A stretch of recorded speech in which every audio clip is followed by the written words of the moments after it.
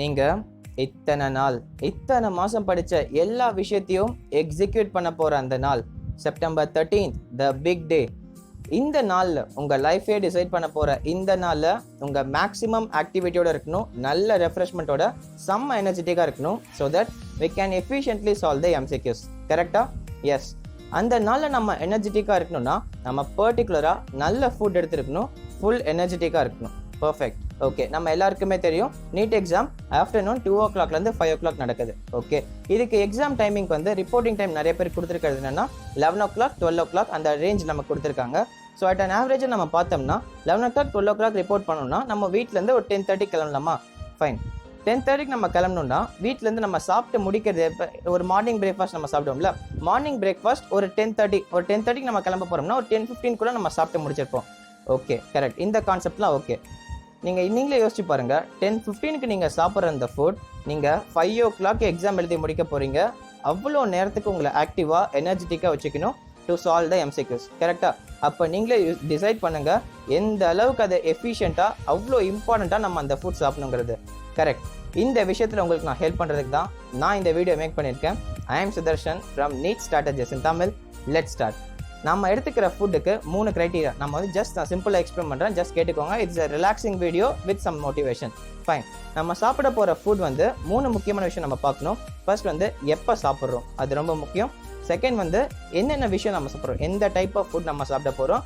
And third thing is ஃபுட்டோட சேர்த்து நம்ம என்னென்ன விஷயம் எக்ஸ்ட்ரா பண்ணலாம். இந்த 3 விஷயத்தை நான் டீட்டெயிலாக எக்ஸ்பிளைன் பண்ணுறேன். First of all, the right time to eat our breakfast. That is நம்ம சொன்ன மாதிரி தான் நம்ம கிளம்ப போகிறோம்னா, இப்போ நமக்கு எத்தனை மணிக்கு நீங்கள் கிளம்புறீங்கன்னு ஒவ்வொருத்தருக்கு இண்டிவிஜுவலான டைமிங் இருக்குது. நீங்கள் எப்போ கிளம்புனாலும் சரி, நீங்கள் கிளம்புறதுக்கு ஒரு 15 மினிட்ஸ்க்கு முன்னாடியே நீங்கள் சாப்பிட்டு முடிக்கிற மாதிரி பிளான் பண்ணுங்க. பிகாஸ் நீங்கள் ஃபுல்லாக சாப்பிட்டீங்களும் சரி, ரொம்ப கம்மியாக சாப்பிட்டுருந்தீங்களாலும் சரி, உங்களுக்கு அந்த ஃபுல் ரெஃப்ரெஷ்மெண்ட் ஏதோ மாதிரி உங்கள் பாடியில் ஒரு அன்கம்ஃபர்டபுள்னஸ் இருக்கும். ஸோ நீங்கள் கிளம்புறதுக்கு ஒரு 15 மினிட்ஸ்க்கு முன்னாடியே நீங்கள் சாப்பிட்டு முடிக்கிற மாதிரி பிளான் பண்ணிக்கோங்க. த செகண்ட் திங் இஸ் நம்ம சாப்பிட போகிற ஃபுட் எப்படி இருக்கணும், த டைப் ஆஃப் ஃபுட். கரெக்டாக? சிம்பிளான விஷயம் தான், நம்ம எப்படி சாப்பிட போகிறது தான் சொல்கிறேன். பட் அதுக்கு ஒரு இது இருக்குது, சொல்லிடுறேன். த 3 இம்பார்ட்டன்ட் திங்ஸ் அது நம்ம சாப்பிட போகிற ஃபுட் ஈஸிலி டைஜஸ்டபிளாக இருக்கணும். செகண்ட், நமக்கு நல்ல எனர்ஜி தரக்கூடிய கெலோரி ரிச் ஃபுட்டாக இருக்கணும். த தேர்ட் திங் இஸ் நமக்கு அதே சமயம் தூக்கமும் வராமல் இருக்கணும்.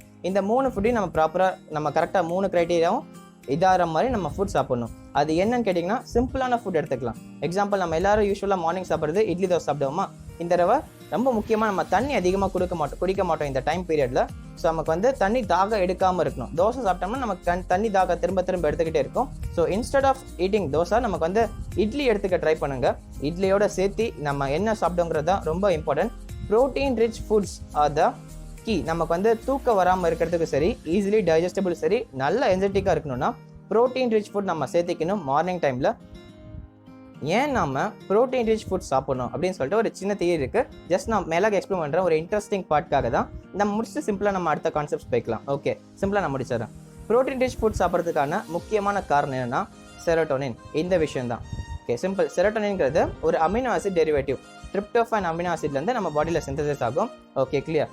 நம்ம செரோட்டோனின் வந்து பிரெயின் ரீச் ஆச்சுன்னா, பிளட் மூலியமாக பிரெயின் போய் ரீச் ஆச்சுன்னா இட் வில் இன்டியூஸ் ஸ்லீப். நம்ம கொஞ்சம் தூக்க வரமாக இருக்கும், மந்தமாகவே இருக்கும். ஓகேவா?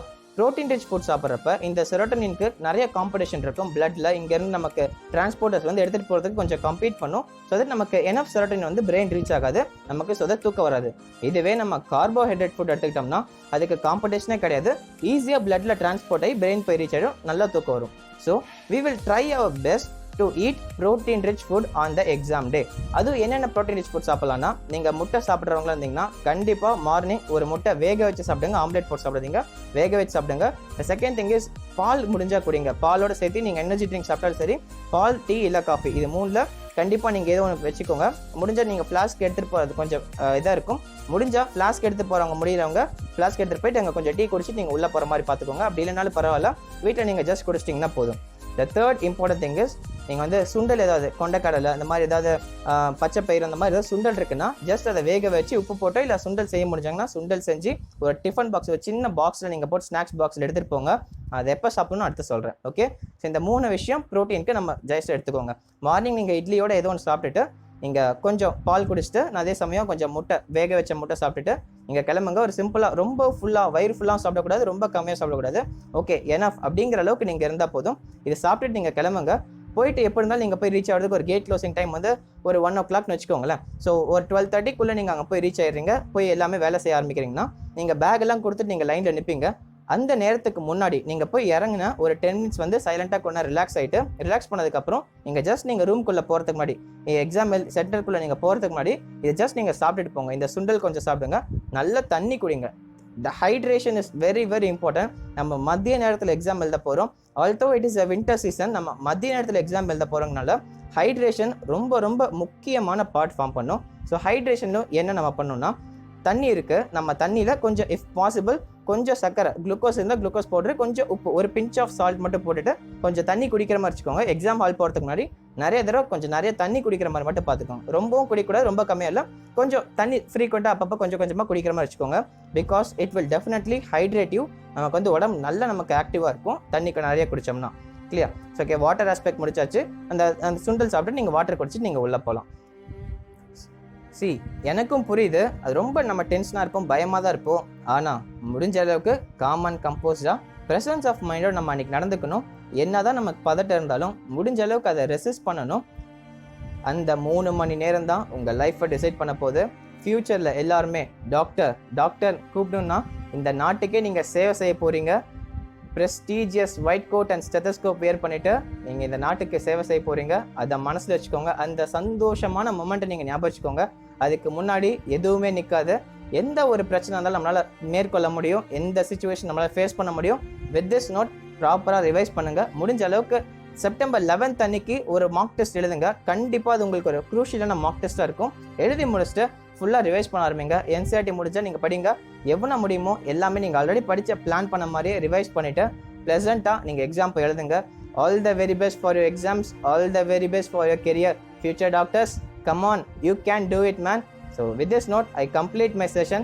Thank you all. Bye.